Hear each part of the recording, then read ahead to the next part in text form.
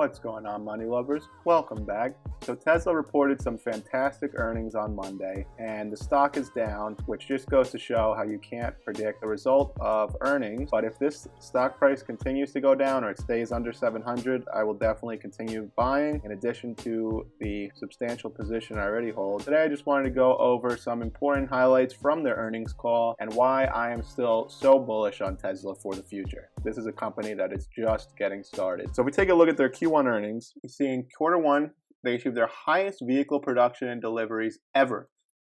Net income reached $438 million, while non-GAAP net income passed $1 billion for the first time in the company's history. Auto gross margin increased as our costs decreased even faster. Reducing the average cost of the vehicles we produce is essential to our mission. Now this is crazy. Look at this. In 2017, they began selling the Model 3. Average cost per vehicle of the fleet was $84,000. Costs have since declined to sub $38,000 per vehicle in this most recent quarter. $38,000 per vehicle. They are getting closer and closer to where an everyday person could afford to buy a Tesla, and no one, as far as price and performance, is anywhere close to this right now. Not electric vehicles, not ICE vehicles, I don't care what kind of car, no one is close to these price ratio to performance and what you get with a Tesla vehicle. To add to it, Model 3 was the best-selling premium sedan in the world, outselling industry leaders like the 3 Series and E-Class. And this is not just electric cars. They're talking about gas-powered cars too. So the best-selling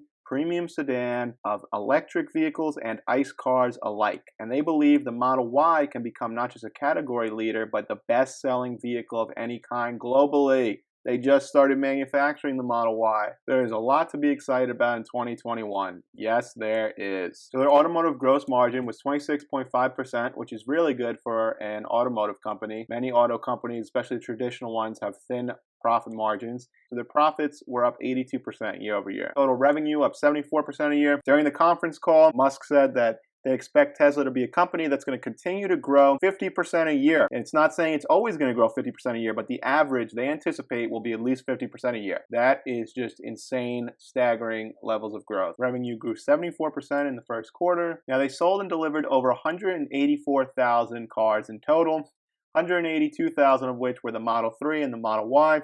So Model S and X deliveries are down. This had to do with factory closures, logistics issues in part, but also, you know, the mission was always going to be that the Model 3 and the Model Y were going to be their biggest seller until they reach the next phase where maybe we could even get a $25,000 electric vehicle. Now, here are some other great numbers too. You can see that they're solar deployed.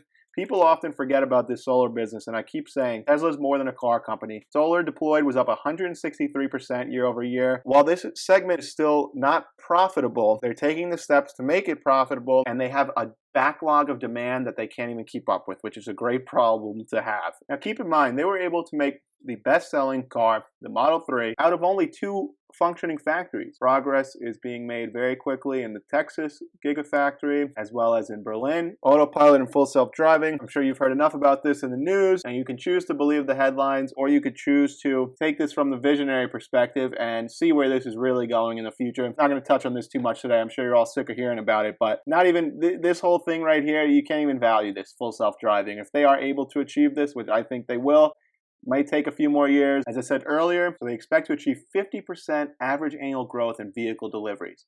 Some years they may grow faster, some years might be a little slower. A lot of factors in play there. You know, we see even things like this chip shortage dealing with lately obviously affects them. Supply chain issues, pandemics. Gigafactory Berlin, wow, this thing is going up so fast. It's just truly incredible. Gigafactory Texas, also construction is moving very fast, as you can see. And in 2022, we could possibly start seeing some Tesla semi sales. This is going to be big as well. Shipping trucks are responsible for a significant portion of the total emissions that come from our vehicles. So the Tesla semi is going to be a major game changer. Tesla's now been profitable. If you look at this chart on the right here, 7 consecutive quarters. Their net income has been positive. Their vehicle deliveries just keep increasing. As you can see, year over year, Q1 2020, first quarter is usually their worst quarter. They delivered around 90,000 cars last year. They doubled it this year, up to over 180,000 vehicles delivered. So as you can see, the energy generation and storage numbers here are much lower compared to the other numbers, but they are pretty steadily increasing. Yeah, there's a little dip here, but I could see this number continuing